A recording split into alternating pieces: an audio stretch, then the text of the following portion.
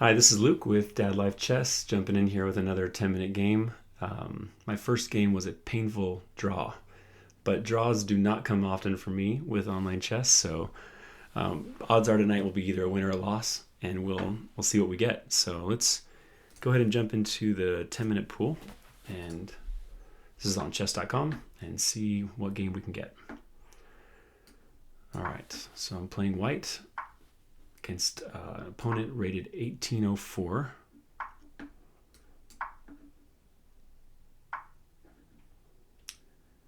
Usually when they play this in the London, I back my bishop up. I don't mind taking and opening the file if they want to do that.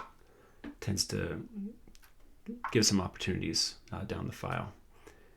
Yeah, this has become more popular. I've played the London for a while now. When I first started playing, I chose the Collie system. I started playing when I was older. I was probably in my late 20s, and I needed to find an opening that did not have a lot of theory. So I chose the Collie system. And after I got crushed by Joel, my brother-in-law on this channel, playing the Collie, he recommended that I play the London. Similar structures, only you get this bishop outside the pawn chain, which generally gives you better chances, just better positional and attacking chances. So started playing that, and since I've been playing it, this fianchetto bishop here on b7 has become more of a popular position. It seems interesting to me because it seems like this pawn chain doesn't always get altered. So it seems odd to lock your bishop in, but I know from playing these games that it's not always a problem. So, all right. Yeah, that doesn't look like a normal move. So let's just say push, take, take, take.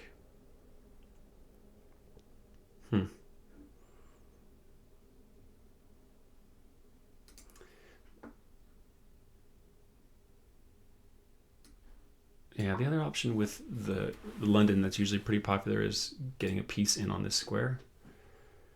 And so I think I'm going to do that here. Often there's a knight move here before, or if this bishop stays on e7, the knight comes here to kind of defend that, but it's not there currently. And if he wants to give up his... Okay. So I had this recently in a game. I think it was after the opponent castled, but yeah, I think you take here. Force the king to take, and then this bishop falls here. Yeah, I just had this in a game recently, and I made the wrong move. I played c6, knight takes c6, and yeah, that's just a pawn and a king that's not castled. All right, let's keep the bishop.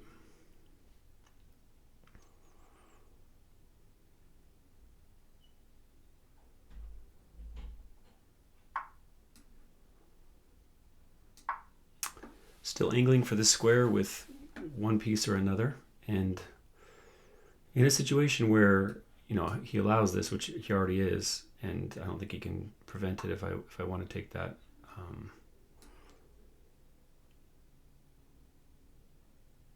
Let's check.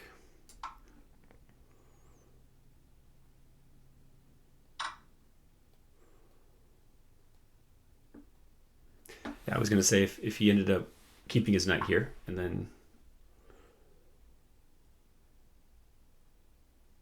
Huh.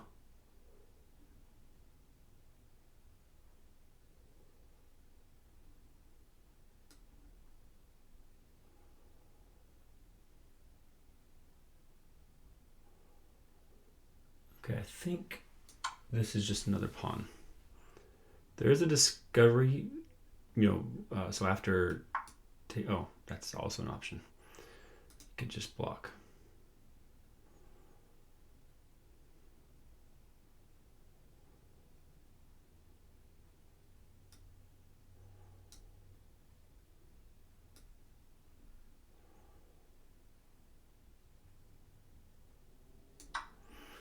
I'm going to take here and mess up his pawn structure. in order to not lose a piece, he needs to take here. I'll take back. And then these pawns are going to be easy targets for the rest of the game. Oh, yeah, there's also another option. That's true. I mean, this is definitely a better version of that. Yeah. Okay. Hold on a second. Maybe I don't want to trade. So I'm thinking here, threatening this pawn. How do you defend that? I guess you can go here. Let's see what my opponent does if I guess he has this move. He can also play queen back. Yeah.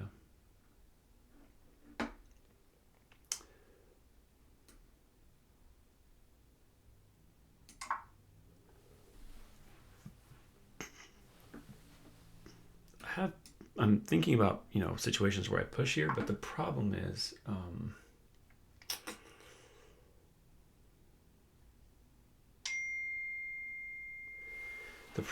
that I also open up discoveries down this diagonal. So let's just calculate this here. Here I can just take. Takes. Yeah, this looks really dangerous because I was thinking this was a threat, but there's no rook behind it now, so I can just take if he pushes. So what do we have here? Oh wow. Yeah, that's awful. That's just a blunder there. It's unfortunate because I don't think it was lost or anything yet. Yeah, so just to run through really quick, I guess that's kind of a shorter game than normal. But let's take a look at what the options at this point. Obviously, he's losing his queen just for one rook, and he's already down 2, 3, 4, 5, 6. Already down a pawn, 2 pawns. Let's just run back here, though. I mean, just go a couple moves back. I think here already it's probably a little bit dangerous. Yeah, I think he has to back up the queen. And what I was saying is that even after I take, the king, let's say the king goes probably to stay off the dark squares. No, because he has this push. He doesn't have to. I was thinking if he went here and I checked, that would be a problem, but actually he has this move, so but yeah, either way, if he goes here, I think he's fine. I mean, this file's open up for both of us. And then what I was saying earlier is that this pawn push then becomes kind of awkward because he's on this pawn to win it back, and I have to deal with whether I'm taking here or not. I mean, I think it's still winning, but yeah, I mean, definitely before that blunder here was not a losing position. So probably not as interesting a game as last night, but let's take a look at it and see if there's anything there. And actually, even before we do that, I'm trying to follow John Bartholomew's suggestion here from his channel to go through the game first and just pick out any highlights that I want to look at in the analysis. So again, I mentioned this is my standard way of playing against that. I think that in this opening for black, and we'll check the analysis, I think he needed to play c5 sooner. And it needs to come probably before you've played b5. I think the whole point of this structure is that you play this freeing move, this c5 move, forcing a decision there. And you can leave the tension, but the idea is that at some point this bishop might be opened up if this pawn is compromised. In fact, in some cases, they even push both. They even push both pawns to try to break down this structure. So I think that c5 move was there, and so playing b5 doesn't help that. It actually prevents that from happening. So I think in the analysis we'll probably see that move was needed at some point. And again, this, if you've played openings before, you've probably had this situation. It's just, this bishop is just really bad. And I mean, not only that, but you've taken away squares where the knight might go. So I'm pretty sure this is already positionally difficult position for my opponent. And then this move, like I said, I had this recently and I played here. It was a slightly different setup. I think the king had already castled. So there was a rook here that I was on when I took the bishop on d6. So I didn't take a lot of time to calculate it. I just took here instead. This time, it does force the king to move, which I think is, if nothing else, is a benefit as opposed to taking the pawn here. But yeah, I actually just had that happen in a game recently. So that's just a free pawn. I kept it there. I was thinking here he might even, yeah. So again, normally in London, you're angling for this square if at all possible. I mean, it doesn't always work out, but in many of the openings, this square is a prime position for your knight. So I was thinking that, you know, if he didn't jump his knight in here, let's say he, you know, moved his rook here, preparing to tuck his king away. I was thinking we'd have a situation where if I played here, he would take, I would take, and then he would move his knight, his knight back here to attack that bishop. And in that situation, I was actually very, you know, seriously considering pushing this pawn f4, letting him take back with the pawn and open up this file. Not only does it open that file up against the king who's still there, you know, I know it can be tucked away, but also this pawn is really difficult to defend long term because it's just solidly locked behind my pawns on e3, d4, and e5. So that was probably the way I would have gone there, but he actually jumped in, and I think this is not, I think what he was angling for is my bishop, but this move comes with check, so he had to take back. Yeah, and then here, obviously the queen's going after my pawn, so I have to do something. I checked.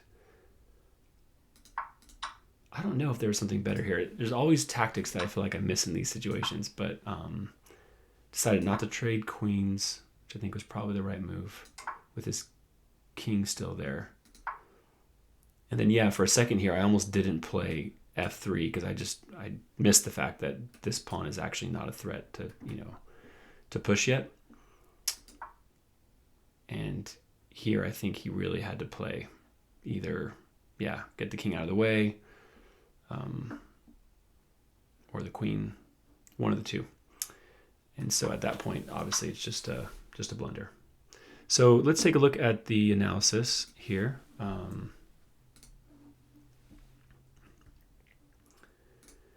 And let's see if there's anything that we missed.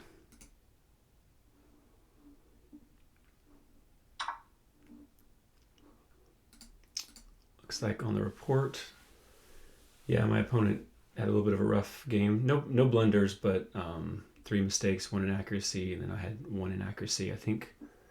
So let's see where.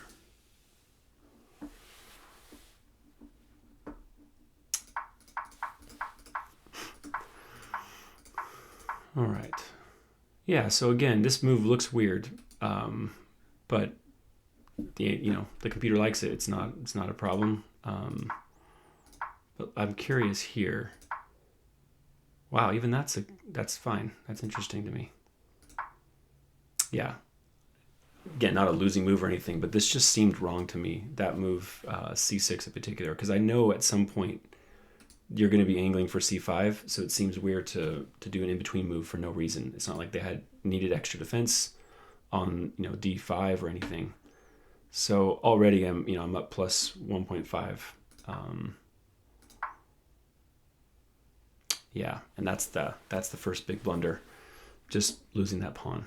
So plus 4, just with a simple pawn move. But I think it's because, and I'm just curious here, if I go, so again, when I played this before, I went here. It's not quite as good. So plus 2, it actually considered an inaccuracy. And then this time, taking on f7, yeah, I keep that advantage, plus 4. So Interesting. That just happened a few games ago, but it just stuck out to me. I was talking to Joel about it afterward. In fact, actually, he was watching my game. I think he said he was screaming out, take f7, and I took the wrong pawn. So that kind of stuck in my mind. All right, this is fine. Yeah, another inaccuracy here. Again, just probably, my guess is that he was going after the bishop and just didn't see that this is coming with check. So it's going to require a decision.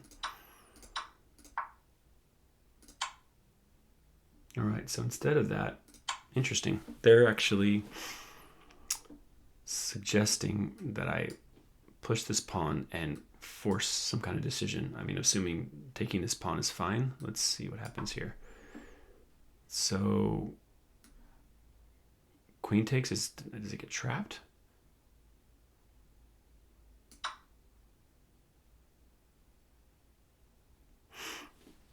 Best move here is castles long, sure.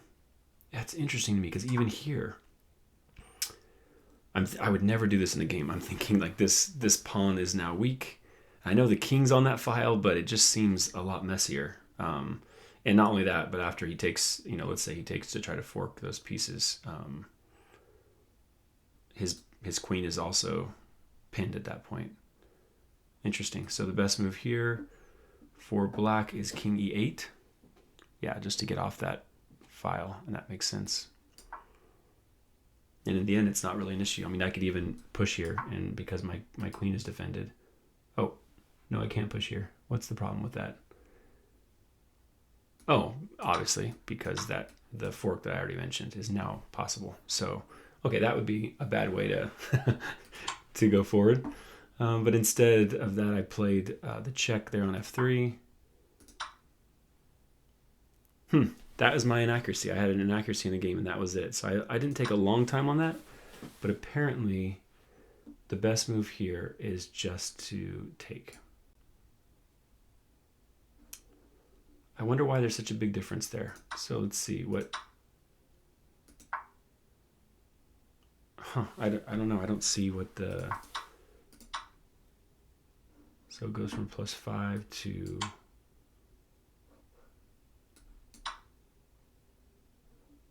And f3 just kicks that knight.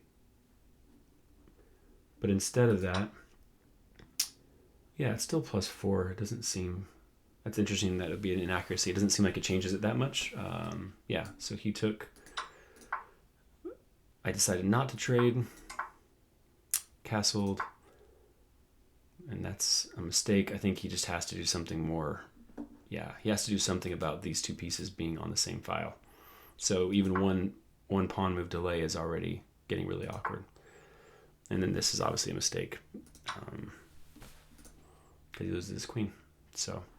yeah, probably nothing too interesting. I think the one takeaway I would have from playing these games is that certain moves and mistakes that I've made, they stand out more. So right away when this happened in the opening, and it's a pretty common thing in the London. In fact, often they'll even play this kind of move.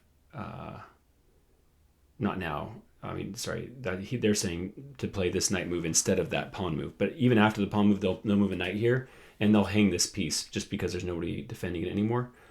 So that's pretty common. But this tactic is also pretty common, and it's just interesting that I made the mistake last time. And I don't know that I would have caught that in Bold and Blitz, but because it happened in a slower game, and because Joel was ribbing me about making the wrong move, it just stood out to me more. So, again, my instinct would have been to play here, I think, before. And yeah, it's obviously a better move.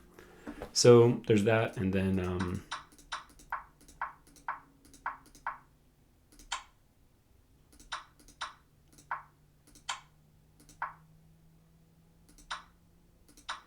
yeah, and I guess the only other thing I would say is maybe just I was a little bit too afraid of keeping up the attack, pushing here. I thought about this move, but I just thought, taking here and then threatening here.